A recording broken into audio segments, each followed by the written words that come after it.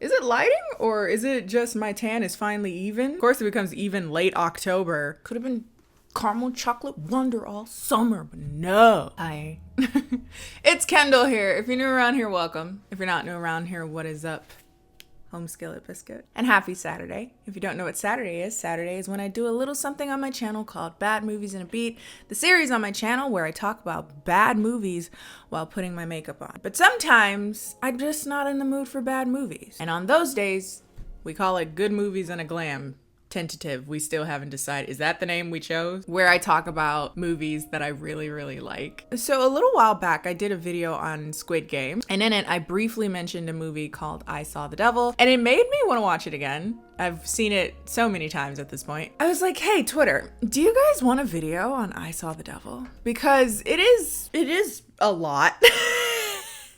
It's rough. It's a rough watch. Especially if you weren't mentally prepared for it. It can be a lot to the system. And some of my viewers are just like, I'm a wimpy shrimpy, man. I'm scared. I don't want to sit through that. But if you made a video on it, you probably take the scariest parts away. So yeah. So that's what this video is today, because I don't find the movie scary at all anymore. I do understand that if people haven't seen it, it might be a little much. If you do think you can stomach it, I'd highly recommend watching it either before or after this. There will be spoilers in this video because that's what the videos are, talking about what happened in the movie. Also, content warning, I'm gonna say this verbally because there's a lot. Blood, violence, gore, decapitations, mutilations, cannibalism, sexual assault towards adults and minors.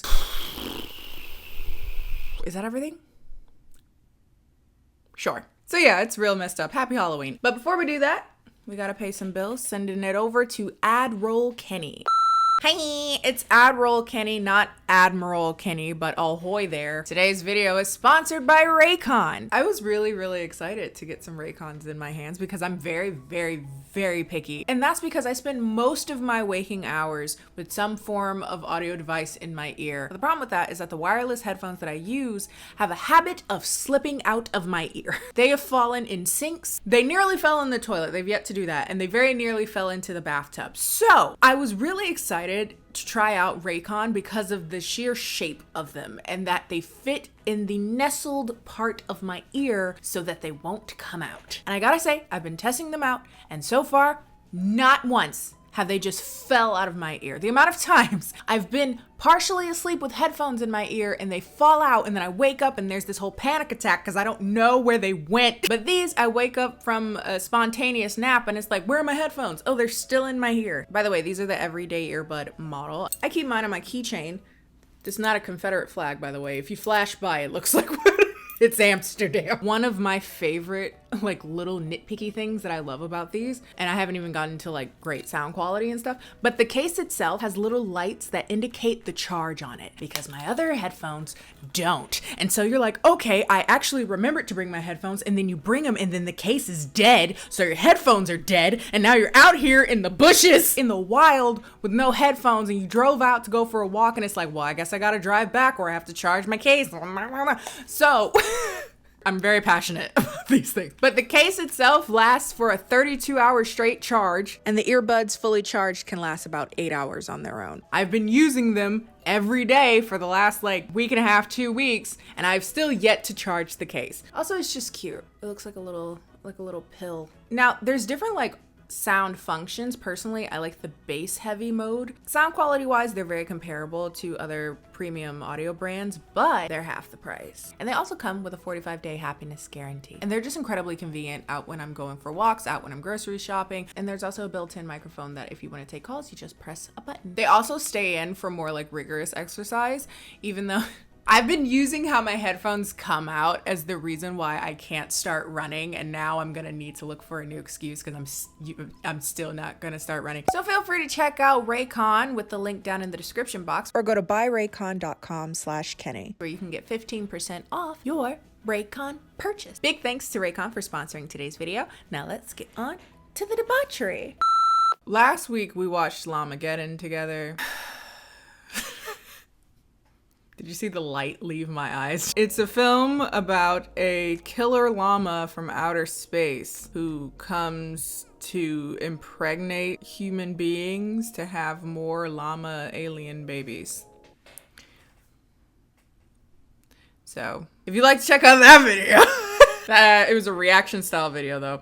That'll be linked up above, or you can check it out in the Bad Movies in a Beat playlist. Okay, yes, super excited. Today we're talking about I Saw the Devil. It is one of my favorite horror movies ever made. But with that said, it wasn't always that, because at one point it deeply scarred me. So I Saw the Devil is a 2010 horror, crime, thriller, action movie. It has all the genres really. Starring Lee Byung-hun, who I referenced in the Squid Game video because he plays a cameo as frontman, as well as Choi Min-sik. You may recognize Choi Min-sik as the main character in Park Chan-wook's Oldboy. Side note, Lee Byung-hun also performed in another Park Chan-wook film. It's a short film that I really like called Cut. That's also very bloody and also very disgusting. It's in an anthology actually. It's called The Three Extremes. It's 3 films from different directors from around Asia. Cut is like, if I'm not mistaken, the second one. But the anthology itself is really f***ed up. There's one about a woman who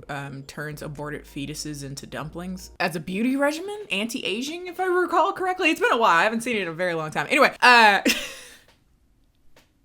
back on track. I'm saying all this to say that there's a small world. Like Choi Min-sik, Lee Byung-hun, them meeting isn't that strange. I like it. But I Saw the Devil is directed by Kim Ji-woon. And like I said, after I made that video, it reminded me I hadn't seen it in maybe 8 months. Far too long since I've seen it. And so I watched it again, and it's still so good, but still so up. Now, I first saw this movie, I want to say around 2014, 2015. And I was alone in a dark bedroom, and it was on Netflix at the time, which was wild to think about. And I saw that it was a movie about revenge. And I had dabbled in Korean revenge films. Again, Park Chan-wook's revenge series, Oldboy, Sympathy for Lady Vengeance. Kind of interested in like the genre of revenge film in Korean movies. So I said, okay, this sounds interesting to me. And so I watched it blind, and I was forever changed. I still don't know entirely if I regret that or not. I was so scarred from this movie that I could not watch it for years afterwards. It took years to come back to it. Interesting is that now it's kind of like, it's just a movie I watched. Do you really have to mow right now? All the grass has been there. So the film centers around a man named Soo-hyun, who is a NIS agent, like National Intelligence Service, so Korean CIA. He gets driven to this kind of carnal madness when his wife is killed by a serial killer, Chang Kyung-chul. I find the name Kyung-chul so hard to say. Kyung-chul. I might just call him serial killer though, because I get tongue-tied.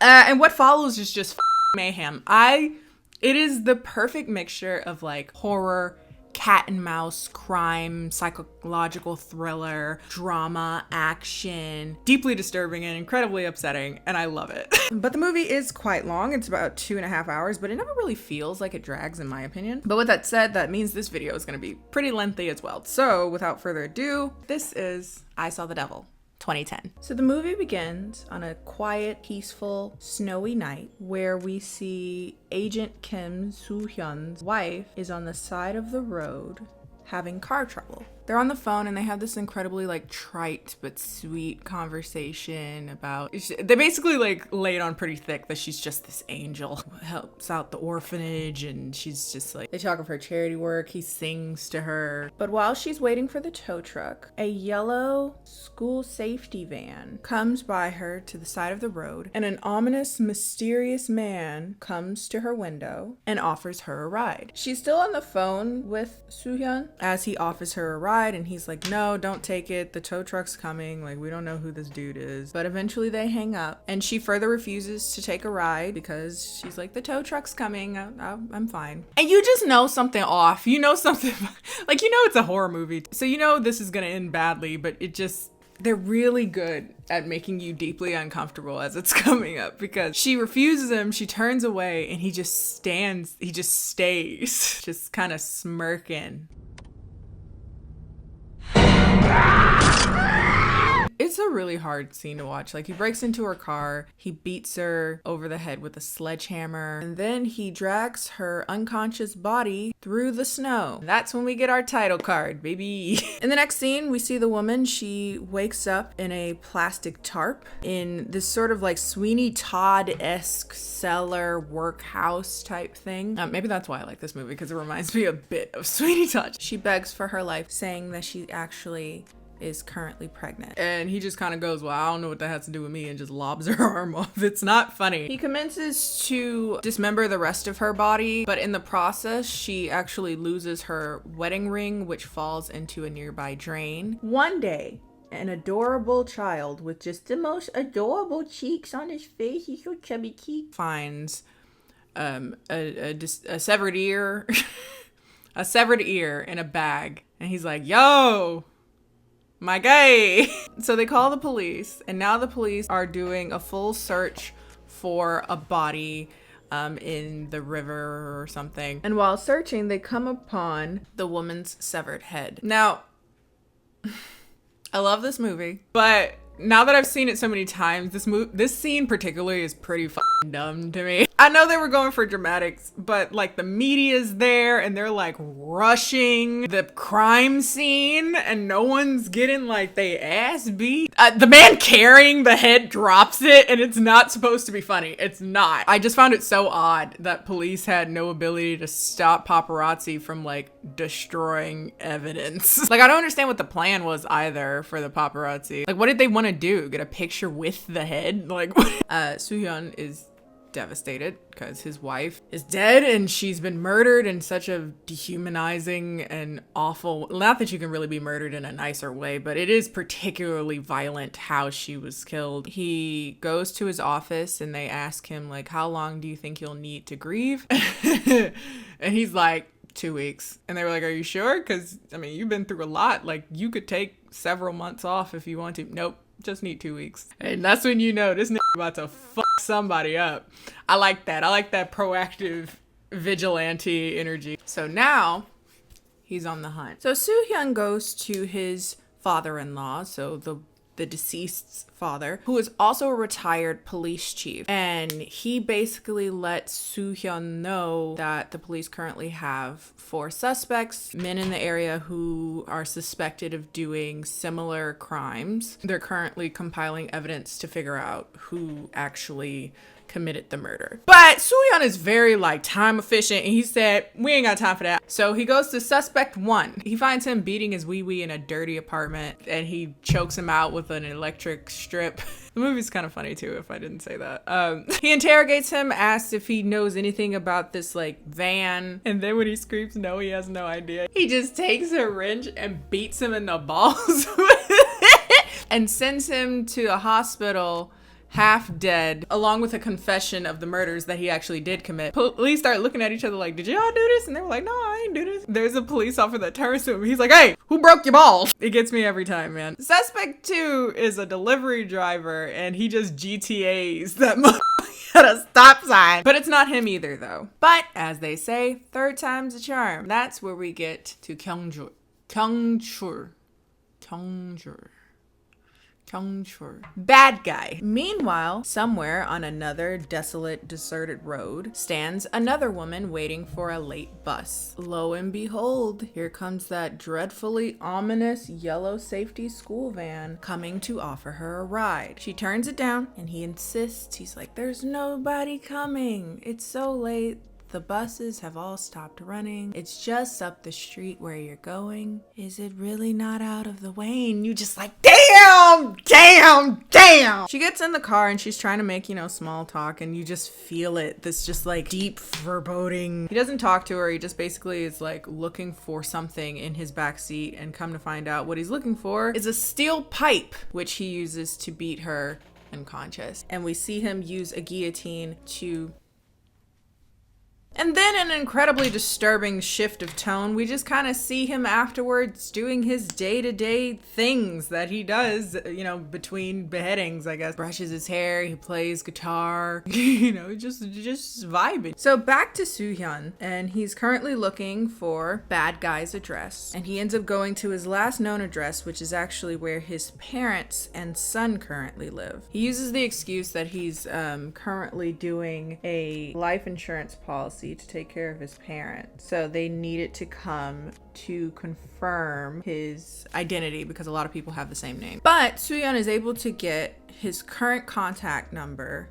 through suspect 3, bad guy Kyung-chul's son. So now we have current contact, now we have current address. So Soo-hyun goes through his apartment. And at first the room seems a bit run down, but otherwise quite innocuous. Maybe slightly more feminine than you'd expect. When you look a little deeper, the reason it looks like that is because everything in the room seem to be things that he's taken from victims. Soo-hyun goes through a file cabinet, which is where he finds belongings of his victims, purses, shoes, bras, and then he finds the workroom. While walking through the workroom, he finds his wife's ring in the drain. I'll suspend disbelief because how the did you find that? But anyway, yeah, sure, he finds the ring. So this the mother. So just in case we didn't make Kyung-chul awful through the original sequence of events, we also have to remind you that he drives a school van.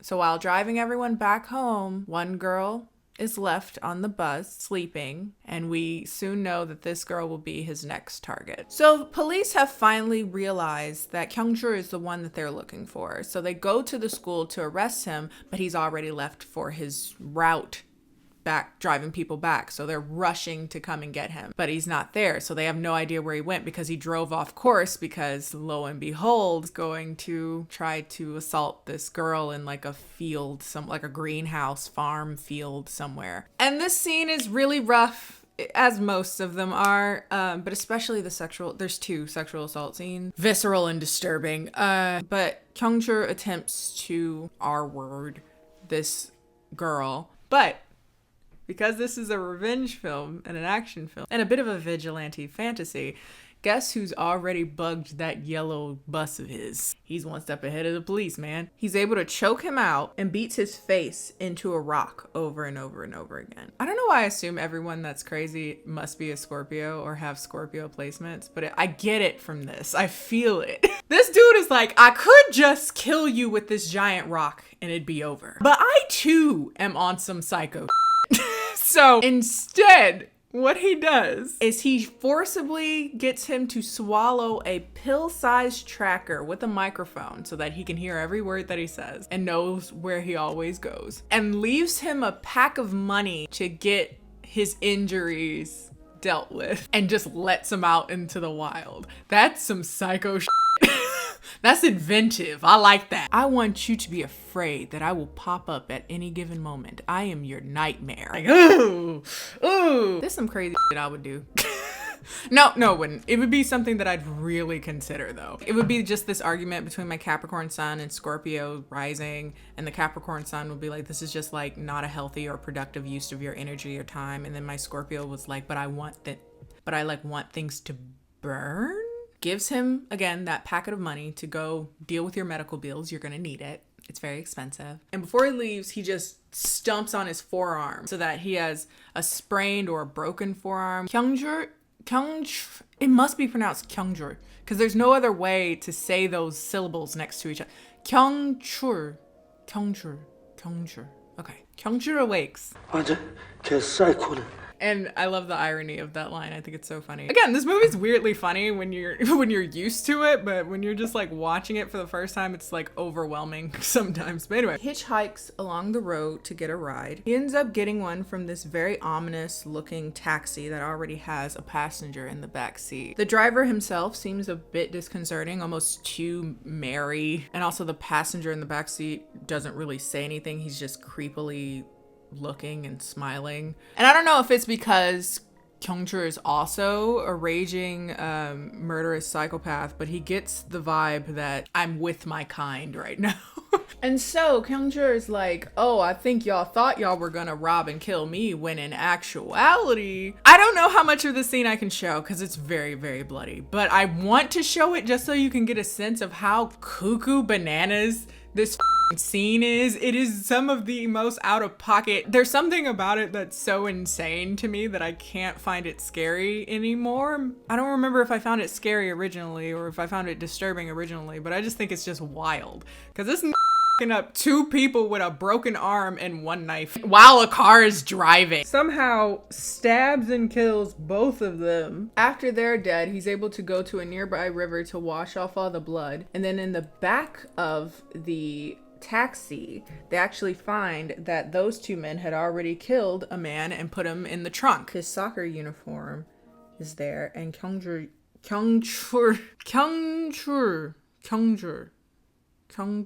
uses it to get dressed up to go to the doctor to get his wounds treated. He's like, oh, I got in an accident while playing soccer and I broke my arm or whatever. The doctor's a little rude, but no more rude than like old people can be. You know, a little patronizing because Kyung-chul is a psycho. He takes it a little OD. But the receptionist comes in and intervenes, and she's like, hey, come out here to sign out, to get him away from the older man. He comes out there, he goes to her. Is it universal that all creepy old men kind of talk like this? Like regardless of country or of origin, they just all kind of talk like this. He's like, hey, how old are you? And she's like, I'm 22. He's like, oh, you got a boyfriend? He's like, no. Stop f***ing with me. So you don't know how to have sex?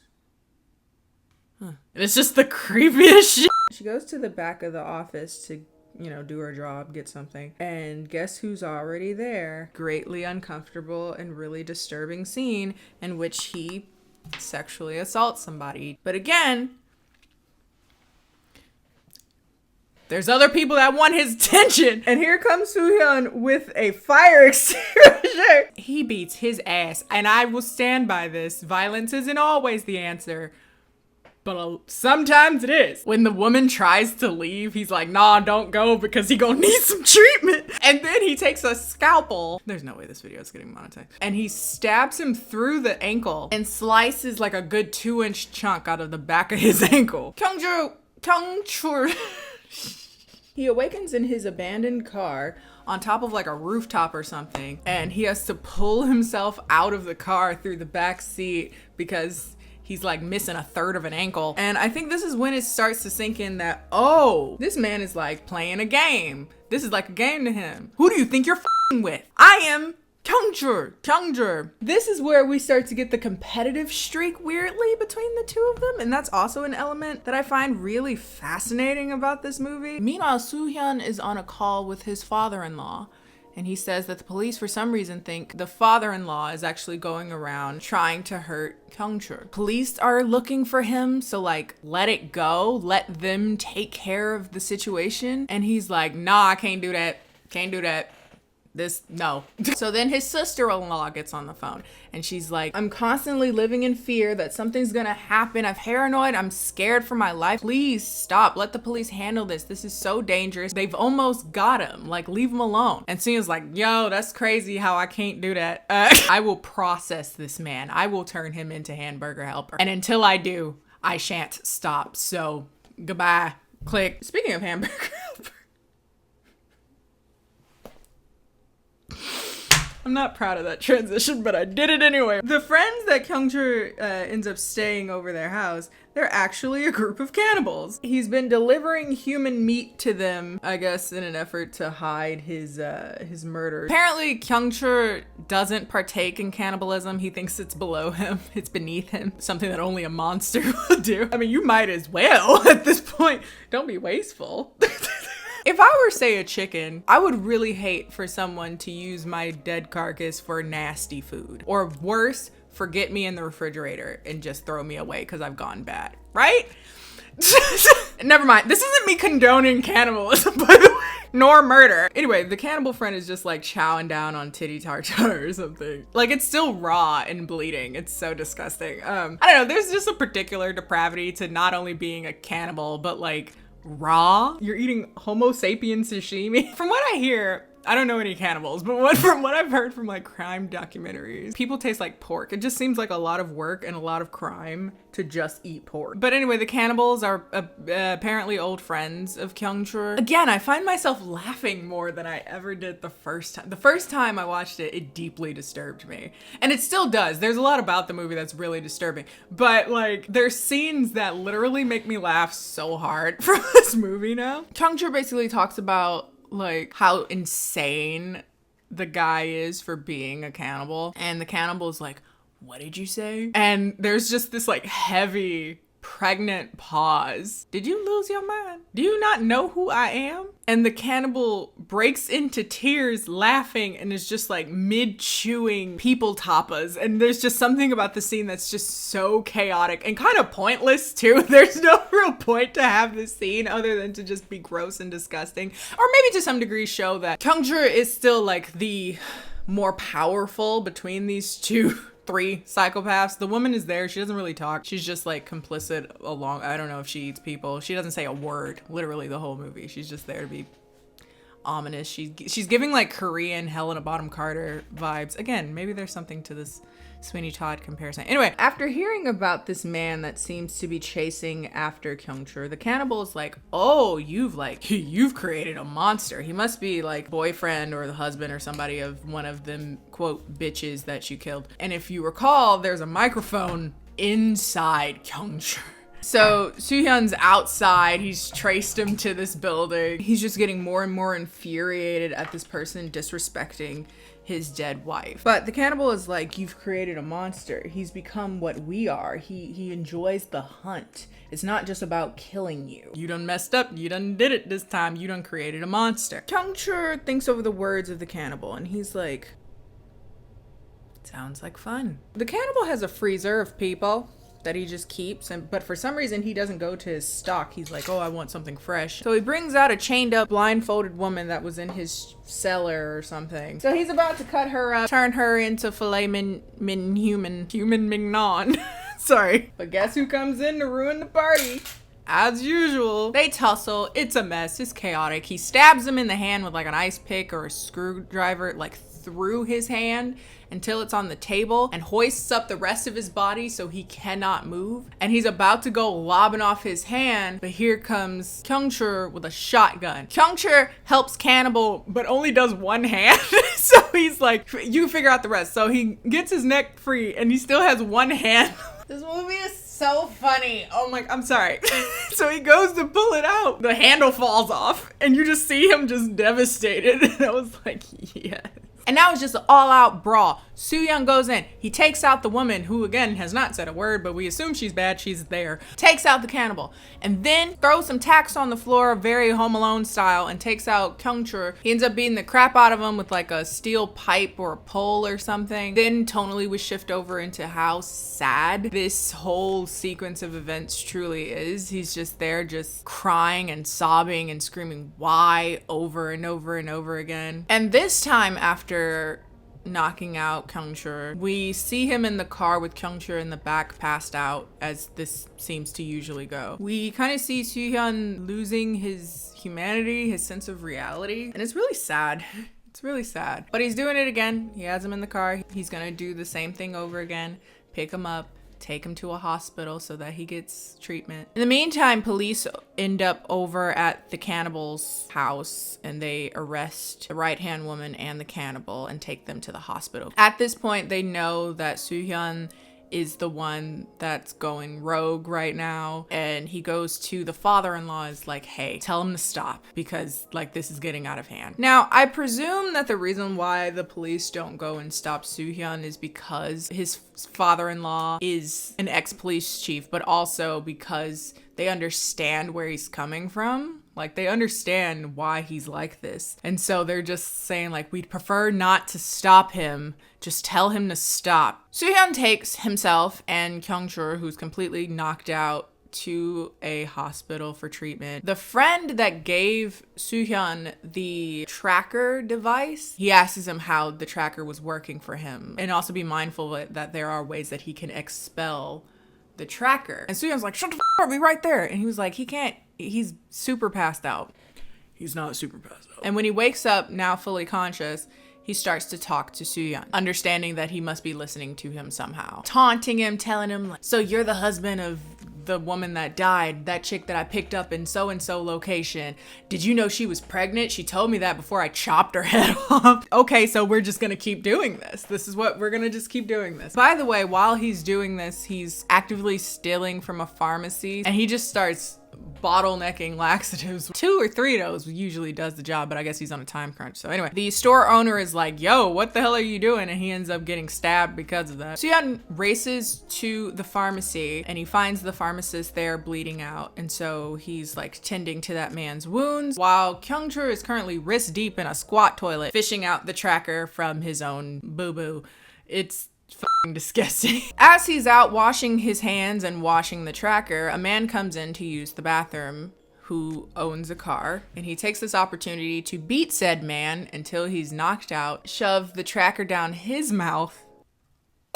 There's so many doodle molecules still on that, and I can't. So when Soo-hyung comes to find him, he finds this man passed out in a toilet, and he's like, where did he go? I have no idea where he went. So Soo-hyung goes to the hospital that the cannibal is at, and when he goes in, he just misses the police officers who are just leaving from checking in on him to see when he's conscious enough so that they can arrest him. But when Soo-yeon comes in, he says, I don't have time for that, and just starts slapping that motherfucker until he wakes up. He's like, oh my God, Danny Phantom. And he basically says like, well, he the type of dude that if you won't play this game, he's gonna play it harder. So if I had to guess, he's probably gonna go kill her family. Yeah. And then probably turn himself in just to take the satisfaction away from you. It's a very specific guess. Shockingly right on the money. And the cannibal kind of mocks Soo-hyun for even thinking that he could outwit Kyung-chul because this is who he is. He is this monster, and he just starts laughing maniacally. And Soo-hyun is like, oh? And he puts both of his hands inside his mouth and just starts ripping his mouth open. But what is interesting about this scene outside of the just carnage of it is that it really showed that he heard that his family is in danger, but because he's so wrapped up in the vengeance, he's more preoccupied with making sure that he tortures this man as opposed to going to your frickin' family, to your in-laws' house to save them. But he ends up racing over to their house, calling the father-in-law. He's trying to get him to pick up the phone. And there's this shot that's just so soul-crushing. And every time you watch it, you're just like, just pick up the phone.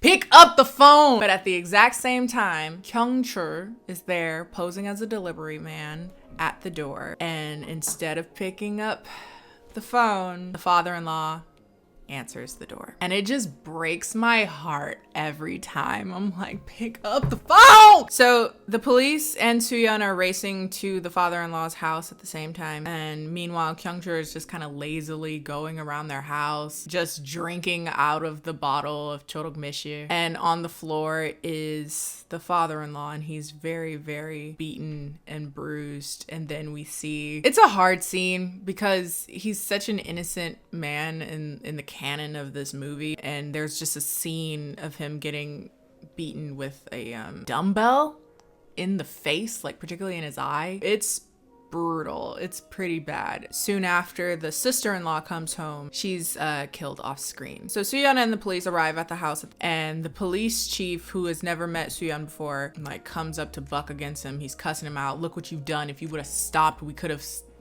stopped this from happening. He sees the barely living father-in-law, and he's like, yeah, I think it's time. No more playing these games. He's like, I gotta kill him. But he still can't let go of the premise of him being able to end him.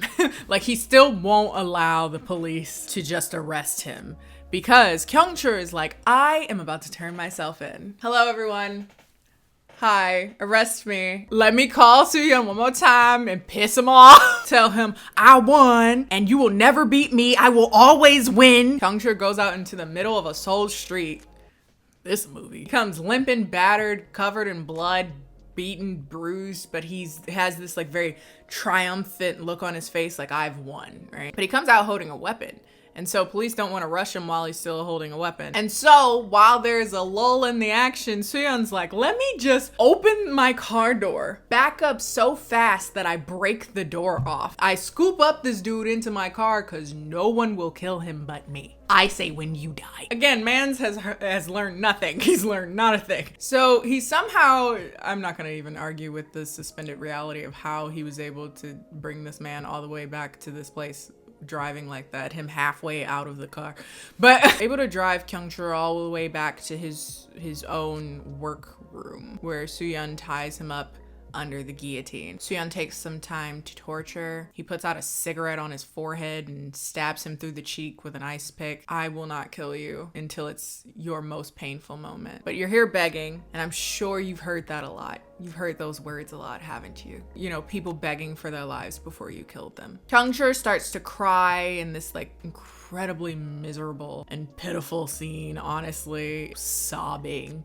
just snot and blood, and it's just disgusting. With that said, because we've seen all that he's done, it's kind of hard to pity him, but there is something very, I guess, terrifying for me as a viewer to realize that I felt nothing.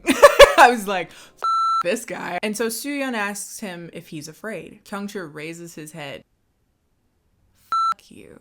I don't know what pain nor fear is. You lost. There is nothing you can take from me. I will always have the upper hand on you. And so Soo-yeon's like, okay. Okay. And so we see him leave the room, putting in headphones and walking down the street. And when we get the shot back inside the workroom, we actually see that Soo-yeon had rigged him up to the door so that the guillotine was connected to a rope that is now in his mouth. So if his mouth gives way, it drops. If someone opens the door, it drops. And it's pretty miserable just to think about the slow torture of just holding that as long as possible. Then to like add insult to injury, because of course, come on now, we've gone this far. Soo-yeon somehow contacted Kyung-chul's family to come to his house for some emergency or important reason. And they hear him inside kind of muffled and they're like, what's he saying? We gotta open the door to make sure he's all right. Saying is, don't open the door! Don't open the door! And it's long and it's tense and it's a lot. And you're just waiting for the other shoe to drop. And it does. And I think what makes this scene so rough, especially if you're not mentally prepared for it, there is some element of me as a viewer that expects for the impact to be like a cutaway, like they don't show it, but they do. I purchased the movie on Amazon Prime, and that's like the extended cut. So when it happens, there's like a lengthy, just a very long feeling 1 second after it happens, and you're like, oh my God. The family opens the door. Oh, and the mom, she just starts just wailing, and it's so fucked up. Soo-yeon's still walking down the street, takes his headphones out at that moment, and just starts to sob uncontrollably as he continues to walk to nowhere. And that is the end of the movie. As I'm like replaying the events in this movie and really kind of analyzing them in a way that I never have really before, I think the thing that was so hard for me after watching this movie the first time was actually not the horror or the gore or the visceral violence. To be honest with you, it was just this deep gnawing feeling of emptiness after I ended the movie. To be honest with you, the thing that makes this movie more disturbing than anything to me is just that deep sadness you kind of feel at the end, like the pursuit of vengeance, the vigilantism, and how that kind of erodes at Soo-yeon's humanity. But also that deserved to die. I think he might have went a little OD by bringing the family to come witness it, but play stupid games, get stupid prizes. That's how I feel. Anywho. That's all for today, folks. If you like today's video, feel free to like today's video. Follow me on all my social media, Instagram and Twitter, both of which are KennyJD. If there's other movies that you think I should check out, good, bad, somewhere in between, feel free to put them down in the comment section. And I will see you guys next time. Bye.